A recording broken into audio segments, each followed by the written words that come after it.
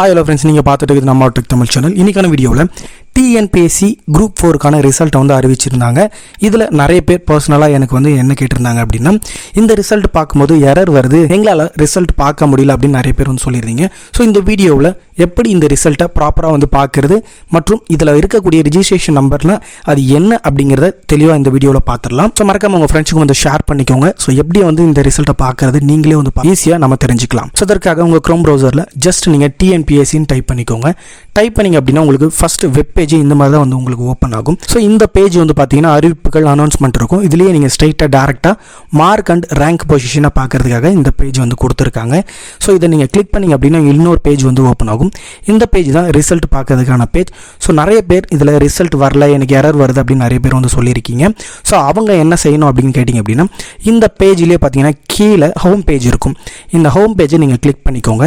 So result பார்க்கக்கூடியது இந்த page தான். பட் இதை ஏன் நான் சொல்கிறேன் அப்படின்னா, நிறைய பேருக்கு இந்த ரிஜிஸ்ட்ரேஷன் நம்பர்னா என்ன அப்படிங்கிறது தெரியல. ஸோ அதற்காக இந்த ஹோம் பேஜ் வந்தீங்க அப்படின்னா ரிஜிஸ்டர்ட் யூசர் நம்ம கிளிக் பண்ணிக்கிறோம். ஸோ அது எக்ஸ்டர்னல் ஒரு பேஜுக்கு வந்து போகுது. ஸோ இதில் வந்து பார்த்தீங்கன்னா உள்நுழைவு நம்ம கொடுத்துக்கலாம். ஏற்கனவே பதிவு செய்தோர் அப்படிங்கிறத கிளிக் பண்ணிக்கிறேன். ஸோ இதில் யூசர் ஐடி, பாஸ்வேர்ட் ப்ளஸ் கீழே இருக்கக்கூடிய கேப்சா போட்டு நான் சமர்ப்பி அப்படிங்கிறத கிளிக் பண்ணி லாகின் பண்ணிக்கிறேன். ஸோ இப்போ என்னுடைய பேஜ் வந்து நான் லாகின் பண்ணிட்டேன். இதுதான் என்னுடைய யூசர் ஐடி, பாஸ்வேர்ட் போட்டு லாகின் பண்ண ஹோம் பேஜ். ஸோ இந்த பேஜில் நிறைய பேர் வந்து இந்த கரண்ட் அப்ளிகேஷனை கிளிக் பண்ணி இந்த அப்ளிகேஷன் ஐடி எடுக்கிறாங்க. ஸோ இதில் நல்லாவே மென்ஷன் பண்ணிட்டாங்க, இது ரிஜிஸ்டர் நம்பர் அப்படின்னு சொல்லிட்டு. ஸோ இந்த நம்பர் போட்டிங்கன்னா கண்டிப்பாக உங்களுக்கு ரிசல்ட் வந்து பார்க்க முடியாது. ஸோ இதற்கு என்ன செய்யலாம் அப்படின்னு வந்து கேட்டிங்க அப்படின்னா, இந்த வியூவில் கிளிக் பண்ணினா கூட உங்களுக்கு அந்த ரிஜிஸ்ட்ரேஷன் நம்பர் வந்து உங்களுக்கு கிடைக்காது. ஸோ இதை எப்படி நம்ம டோட்டலாக வந்து எடுக்கிறது அப்படிங்கிறத பார்க்கலாம்.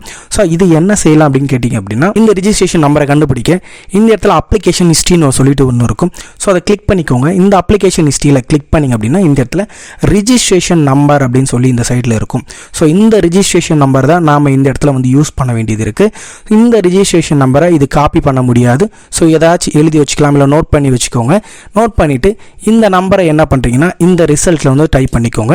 ஸோ இந்த ரிஜிஸ்ட்ரேஷன் நம்பர் தான் போடணும். ஸோ அப்ளிகேஷன் ஐடி போட்டிங்கன்னா கண்டிப்பாக உங்களுக்கு எரர் தான் வந்து வரும். இப்போ இந்த இடத்துல ரிஜிஸ்ட்ரேஷன் நம்பரை நான் என்டர் வந்து பண்ணிக்கிறேன். கீழே என்டர் பண்ண பிறகு டேட் ஆஃப் பர்த் கேட்டிருக்காங்க. நீங்கள் ஜஸ்ட் நம்பரை டைப் பண்ணாவே ஸ்லாஷ் வந்து ஆட்டோமேட்டிக்காக அதே வந்துடுது. ஸோ அதற்கு பிறகு நீங்கள் ஸ்லாஷ் போட வேண்டிய அவசியம் இல்லை.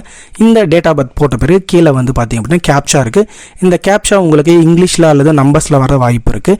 இதை கரெக்டாக இதில் வந்து என்டர் வந்து பண்ணிக்கோங்க. என்டர் பண்ண பிறகு இப்போ நான் சப்மிட் அப்படிங்கிறத கிளிக் பண்ணிக்கிறேன். எனக்கு எந்த ஒரு எரருமே இல்லாமல் ஸ்ட்ரைக்டாக என்னுடைய இந்த ரேங்க் பேஜுக்கு வந்து உள்ள ஓப்பன் ஆகிடுச்சு.